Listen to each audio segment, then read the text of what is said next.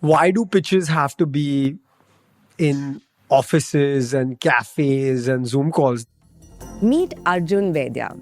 He's the founder of Dr. Vaidya's, a direct-to-consumer Ayurvedic brand that scaled rapidly before getting acquired in 2021.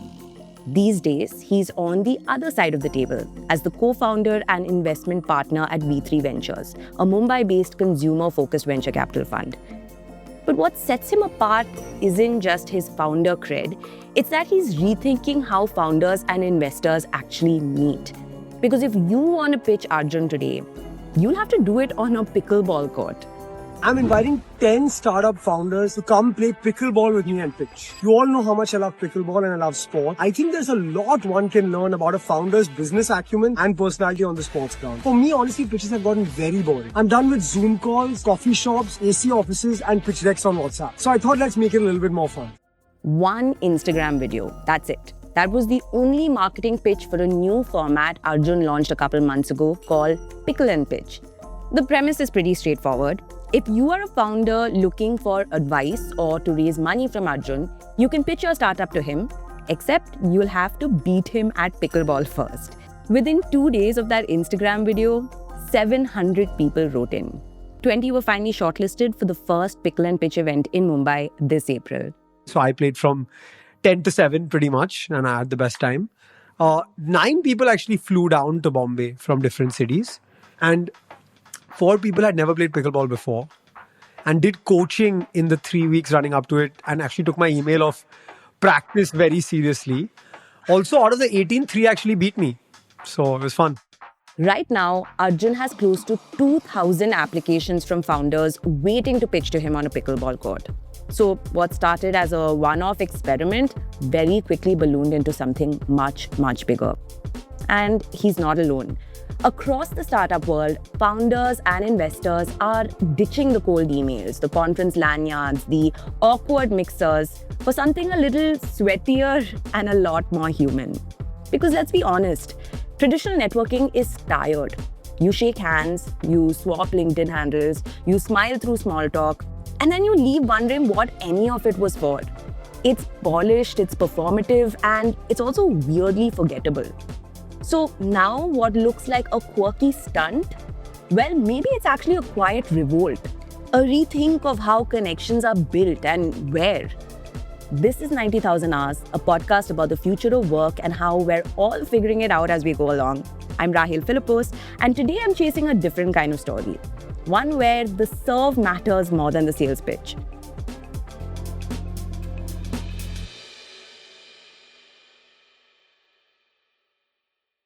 If it suddenly feels like everyone you know has taken up pickleball, you may not be wrong. What was once a retirement sport in the United States has now somehow become the go-to hangout for Indian founders, investors, even product teams. For the uninitiated, pickleball is what happens when tennis, badminton, and table tennis essentially have a baby. This is a sport that's somehow easier, cheaper, and way more addictive than all of those sports combined. But the real story isn't actually the sport itself. In just over a year, pickleball has exploded in cities like Bangalore, Mumbai, and Hyderabad.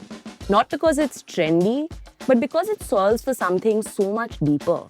The loneliness, the post-pandemic awkwardness, the fatigue of professional small talk.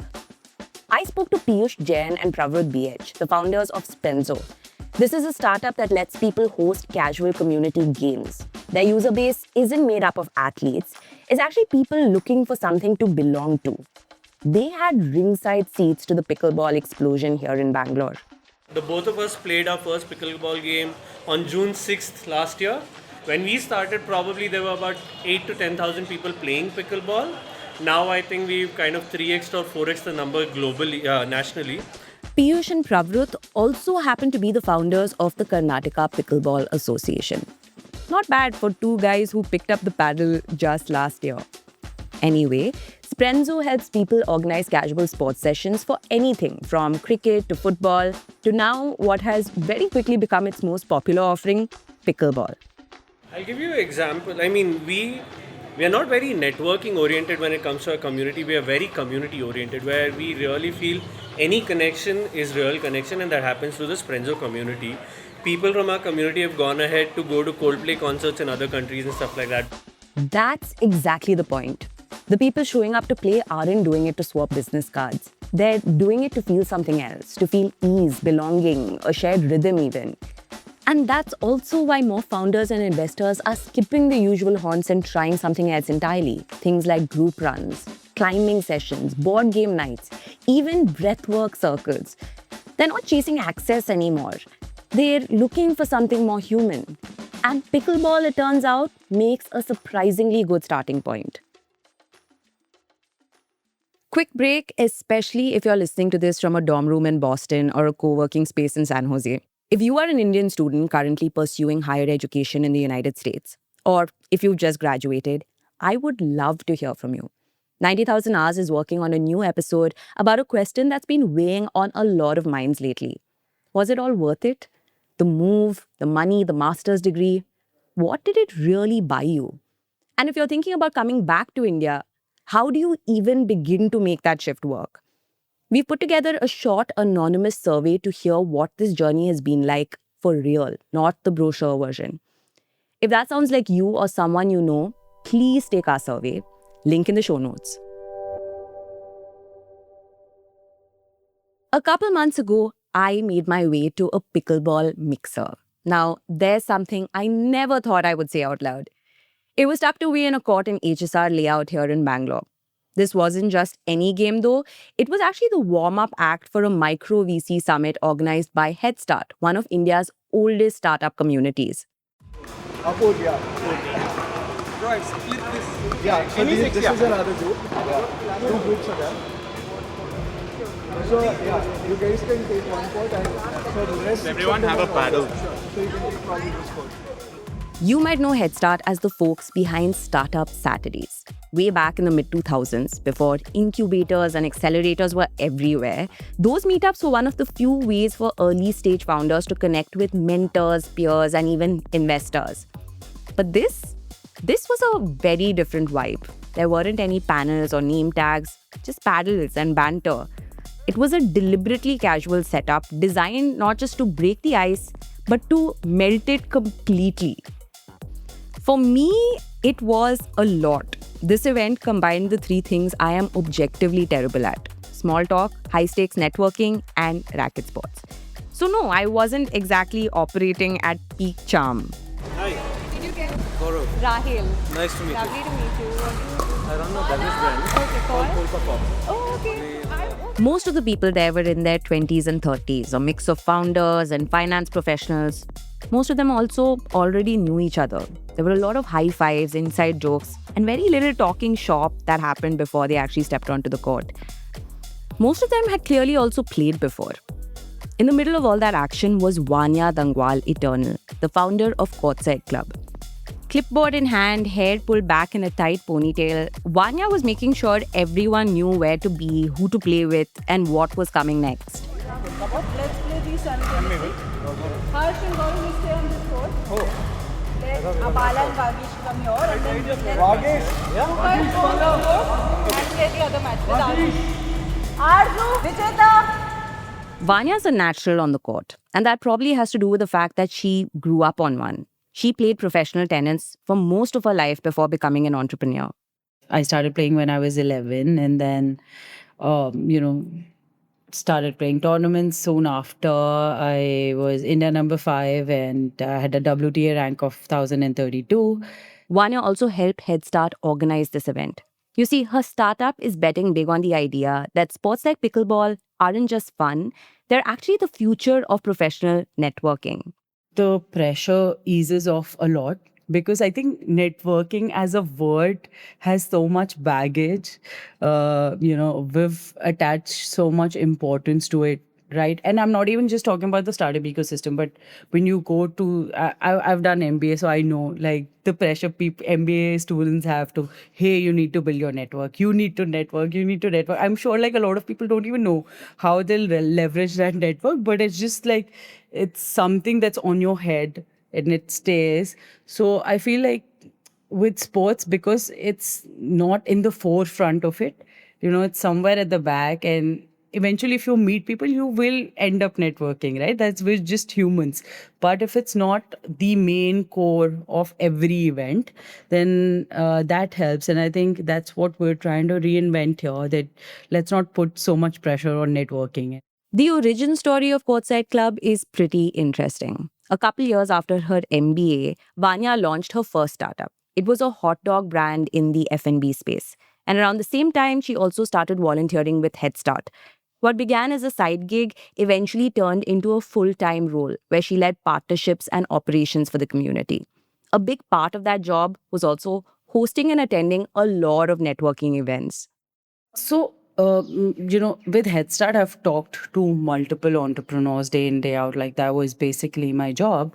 And as part of Head Start, we've hosted a bunch of initiatives and events as well. So, we always ask people, hey, what's your number one objective of coming to this event? So, more often than not, people choose networking. I mean, you really need to be connected in the ecosystem to get to know a lot of things. I think peer learning is one of the biggest things within the ecosystem. But the thing is, networking just isn't for everybody. Not everyone is born with the innate ability to put themselves out there. And that is where Vanya saw an opportunity. So I thought that, hey, let me just bring in the two worlds that I know the best, which is one, the startup ecosystem and the sports ecosystem, and just merge these two worlds together. And that's how Courtside Club happened. So we are a community of entrepreneurs, investors, CXOs working within the startup ecosystem who meet over different sports. And currently we're playing pickleball every month. Courtside Club hosts a series of carefully curated mixers on a regular basis. This is nothing like an old school networking event. Just a game, a teammate, and a real conversation waiting on the other side.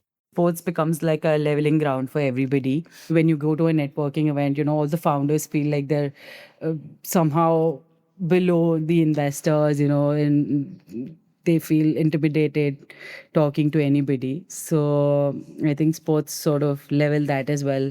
So, I mean, there's some nudging that you have to do because, like I said, like not everybody an extrovert, not everybody, is out there and just organically goes and talk to people. But through sports, that's what we do. So we say, hey, we don't make teams beforehand, but we say we do like a quick round of introduction just to start the game. And then we say, okay, now you have 5 minutes, just choose a teammate. And so that organically they go talk to somebody and they choose their teammates. And then what we do is we encourage them to not play with the same person again. So what we do is like keep changing your teammates, make sure that you play with everybody who's out there in the event, and not just stick with one particular person. So that also organically helps them talk to everybody and play with everybody, so they also get into a comfort zone as well. At her mixers, Vanya typically does this fun thing where she pairs up founders and investors on the same team. They both then just share one goal: to win the game together. So they're their teammates and not like somebody they need to give an intro to or somebody they need to pitch to. So first they're just playing as teammates and they're high-fiving each other. So it just sort of eases things out. It acts as a natural icebreaker. And of course, post then, when both of them are in a relaxed setting, so they can talk about what they do, how they've done it, or how they run their business so far. So just becomes easier. Now, Arjun Vaidya isn't anti-traditional networking. Not at all, in fact. He even found his first investor through a cold message. He also met the fund he now runs the same way. I love cold outreach. I have no problem with cold outreach. I try to reply to DMs on Instagram, WhatsApp, LinkedIn as much as I can. I can't obviously reply to every single one because inboxes are flooded. We had a random chat on WhatsApp and then we're having this conversation. I found my first investor through a cold outreach. I ran a fund who I spoke to first through a cold outreach. So I have no issue with cold outreach at all because it's direct and specific, right? I think mixers, conferences, events, I do go for them. I'm not saying I have anything against them. But if you do it the way it's normally done, then you end up exchanging a lot of business cards which are irrelevant. I have 1,000 non-scanned business cards with me now. It's nothing I can do with them, right? Because I've now lost context of all those people. I don't remember them. So if I don't scan it the day I get it, it's over. Doesn't make any sense. And so even with pickleball mixers, actually, I did enjoy them, but I didn't meet anyone. Because you're trying to play, you're trying to get a court, you're complaining about not getting the court, and when you get the court, you're playing. And so really there's a little bit of small talk happening. And so I was very clear that this is not a mixer. A lot of people thought this is a mixer. It's not a mixer. Everyone gets their 30-minute slot. You have to come in a 30-minute slot. And in that slot, it's one-on-one time with me. Nobody else is hanging around there. Nobody else is trying to pitch. Nobody else is talking to me. It's just us on the pickleball court and your business is priority. And I like that. But to understand how Arjun got here, you have to go back to 2016. Back then, Arjun was just a 24-year-old founder struggling to find his feet. Now, as a VC, he hasn't forgotten what that felt like. I've been a founder as well. I've done 75 failed pitches before I got any money for Dr. Vaidya's. And I didn't like that power dynamic, honestly. And as a VC, I do my best to break that power dynamic. So I'm like consciously consistent about putting content out on LinkedIn, which is fine. But I'll probably be one of the only VCs who does put out an Instagram reel 4 times a week.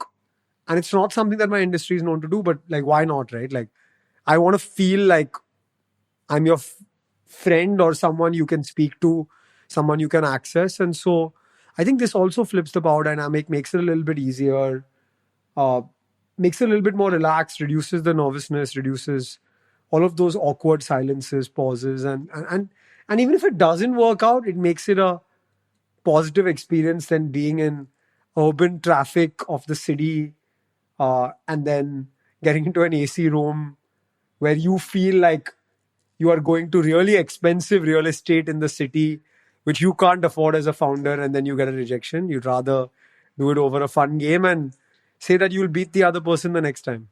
That's what led him to launch Pickle and Pitch, not just to shake things up, but to create a space that felt intentional. I was very clear that this is not a mixer. A lot of people thought this is a mixer. It's not a mixer. Everyone gets their 30-minute slot. You have to come in a 30-minute slot. In that slot, it's one-on-one time with me. Nobody else is hanging around there. Nobody else is trying to pitch. Nobody else is talking to me. It's just us on the pickleball court and your business is priority. And I like that. For decades, networking was about being seen, about showing up in the right rooms, wearing the right name tag, and knowing where to hand over your card. But that's changing. Today, the best connections often start in unexpected places. Maybe on a court, maybe over a climb, mid-breathwork session, or maybe just after a missed shot and a laugh. And that's the point. Because if you're going to spend 90,000 hours of your life working, you might as well build relationships that aren't just useful, but also memorable.